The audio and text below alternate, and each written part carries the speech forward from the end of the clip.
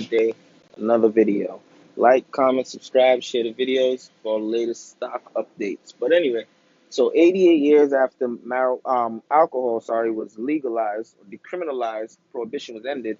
Um, Now marijuana is on track to do it. So this right here is what I was always talking about. How don't believe the hype, how the cannabis industry is not going to pop, because if you look what's going on in the country right now, decriminalized mean basically it's going to become like alcohol. You can't, um, it's not going to be like a substance like that you can get arrested for. Also, prison records are being expunged from prior convictions for cannabis. You know, if you were on that Pablo stuff, now you good. You should be able to get out. So historic. So the House passes a historic bill to decriminalize cannabis. So let's get into the article. As the cannabis industry continues to take root state by state, the House of Representatives voted in favor of removing cannabis from the Federal Controlled Substance Act. It's the act with like hard drugs on the same level, like Schedule One substances, you know, cocaine, boy, or we call heroin, and all that kind of stuff. But the House voted Friday on the Marijuana Opportunity Reinvestment and Expungement Act, or the MORE Act, which decriminalizes cannabis and clears the way to erase nonviolent federal marijuana convictions. The state is unlikely to approve the bill. I don't know about that. They're going to approve the bill.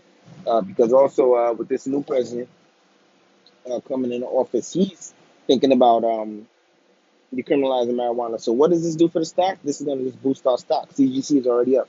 So the MORE Act also creates pathways for ownership opportunities in emerging industry. Basically, dispensaries. I know in Boston, there's a black-owned dispensary called Pure Oasis. They're like the first recreational dispensary, and they got their license. I heard it's extremely hard to get a cannabis license to open up a dispensary, but with this MORE Act, it's going to be, I'm guessing, a little bit more easier for those opportunities. So allows veterans to obtain medical cannabis recommendations for veteran affair doctors and establish funding source for reinvesting in community disproportionately affected by the war on drugs, aka like I just talked about, right? So Friday vote was the first time a full chamber of Congress has taken up the issue of federally decriminalizing cannabis. Of the votes counted, 222 Democrats were in favor of passing the MORE Act, and 6 were against it. We should slap those 6. So 5 Republicans voted in favor of it, and 158 voted against it. Makes sense. It's the right thing to do, said a co-sponsor of the MORE Act. And for too long, the war on drugs has targeted young people, especially black people, and rejected advice of experts.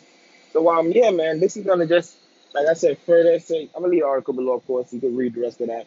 But it's gonna further uh, create the playing grounds for us to get this money.